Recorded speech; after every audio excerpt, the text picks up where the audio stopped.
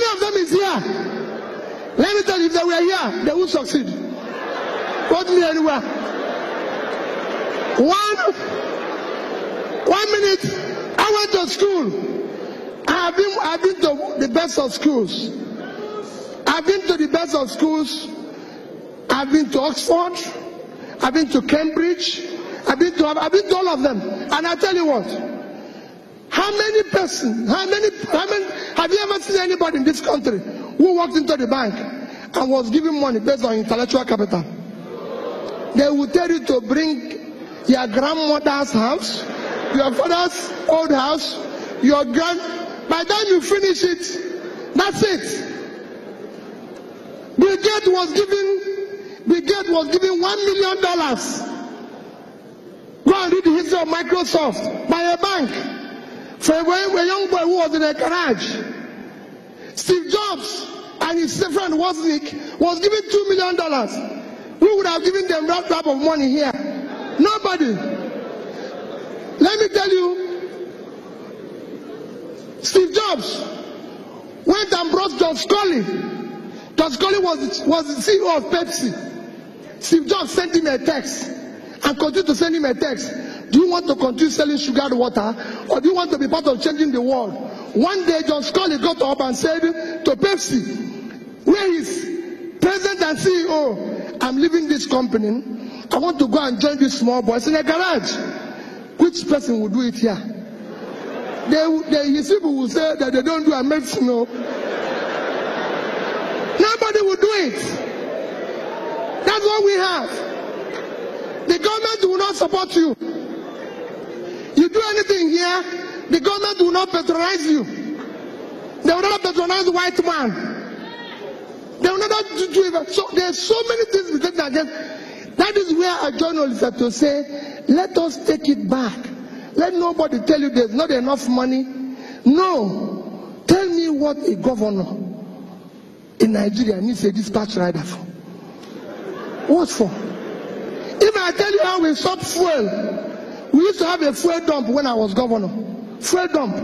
It was costing us almost 30 million a month. I said, what is it? They say, hey. I said, shut it down. I found out that my convoy in the first 2 weeks, because it was about 22 vehicles, was costing us about 300,000 to buy fuel. Of course, you know what happens to half of it. So I said, okay, you know what we are going to do? Bring down the convoy. People in Anambra here, I don't use sari. I asked them, carry this in and go. Pack it. My convoy is 5 vehicles.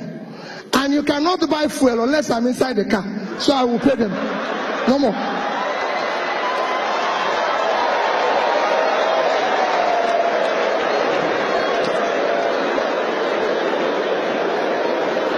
People will say, hey, wait a minute. I'm telling the youths that are here, it is your future that they are toying with. I have children, I have kids. I have 2 lovely children that are graduates. Somebody told me yesterday, just yesterday, he said to me, my friend Chida, we were going somewhere, and I was telling him about the text my daughter sent to me. I wish I read that type of text to you and you will understand. And somebody said to me, oh, I saw your son going to, that one was in Vietnam. He was going to run somewhere. He said he's going for interview for job. Peter, can't you give him a job? Peter, can't you do this? The boy doesn't even have, I said, none of my children have car. I was the only person who is governor and bank chairman, not to them. Nobody elected them one. They have to look for a job. They have to do what they need to do. Take back your country. This country belongs to you. It is your future that they are toying with. You must take it back from them. It is not their country. And you must take it back from them. And how will you take it back from them? How will you take it back from them? When they invite you, go to your local government and ask the local government chairman who receives 100 million naira every month. What does he do with it? He will tell you no problem, yet he's buying new Jeep. This is somebody who has never seen car in his life. He now uses Jeep. His wife has become first lady of the local government.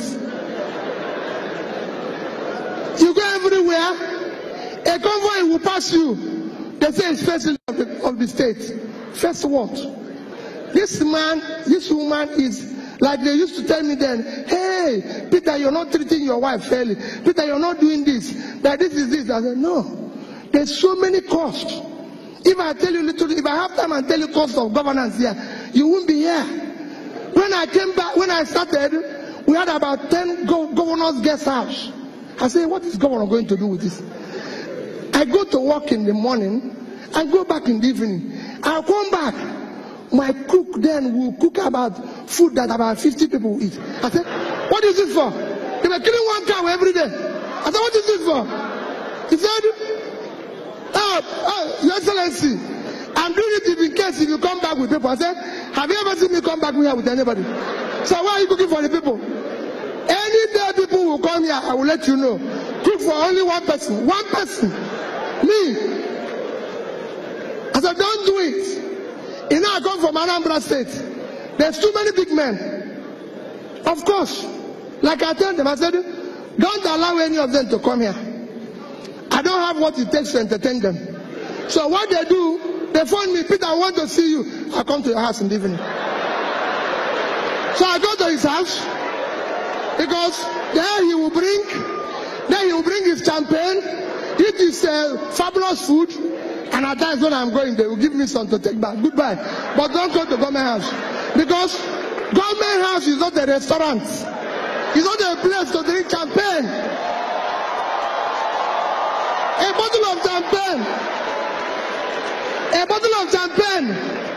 A bottle of champagne today costs about 400,000, 500,000. That is salary of 20 people at 20,000. And you drink it with the public money. No, you can't do that. It should be, if you want to do that, you go to your house. So I said to them, no, this is government money. We brought down the cost of feeding governor. If I tell you where I brought it down from, to this, I say, this will be enough. Don't worry about me. And I can go on and on. You can go and work with people. It's not anything. It's not any magic. I fly, every flight I've taken in Nigeria as a governor was economy. The reason is simple. If I come, they say business class, 54,000. Another one, you go to internet, is 19,000. Is it not just from Abuja to this for 40 minutes? Why will I pay additional 1,000? I said no.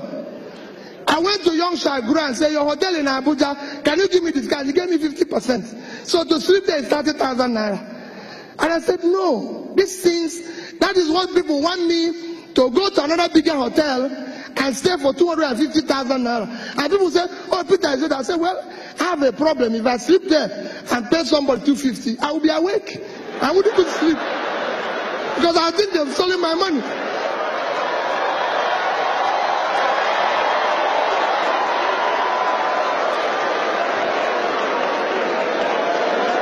Because I would think they have stolen my money. So it is important that you understand our government, we need to shut down cost of governance. Now state government needs a house in Abuja. The governor doesn't live in Abuja. They don't need all this. Nobody wants to kill you. I was governor for 8 years without bulletproof car. I must tell you that I bought one.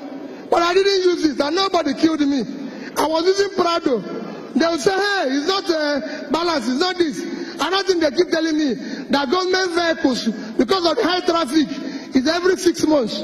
I said, wait, if you remove this car from here, because you know what they do? They take it into auction and say, I said, no, this car is here for the term. We will use it. It's functional. What do people think you're doing to yourself? We must shut down. And people say, where did you get money? To say, where did you get money? We got those monies. We were owing gratuities and pension of people for 35 billion. We were able to pay it. Because we have to shut down everything. I said, this cannot happen. Nobody will ever tell you that you came to a party while I was governor for 8 years. It's not a party, it's not a nightclub. No, it's governor's lodge. When I finish, I go home. If anybody wants to dance, he goes to that club. That is his business. And so all I'm trying to say is that we can change. No visitor will put you in a hotel if you have any value to offer. And go and check. We are #1 in implementation of MDG. We got an award for it. I spoke at the UN. Go to European Union. We are #1 in European Union while I was there. Why am I saying this? We were able to meet up every obligation. So my dear people, yes, it's good to stay here and feel bad and do everything, but let me beg you, you have no other country except this one. And only you can do this. If anybody is telling you, those people out there, they don't know you. They don't care about you. If they care, they will do things differently. You will see it in their behavior. You will see it in the way they do things, the way they feel, the way they move, and everything.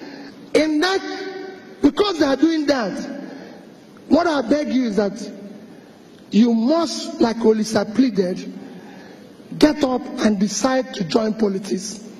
Get up and decide to be part of it. The man who is leading the revolution in Hong Kong is 17 years old. He's 17 years old. My dear people, the society we have them to abuse today will take its revenge on all of us tomorrow. Thank you and God bless you.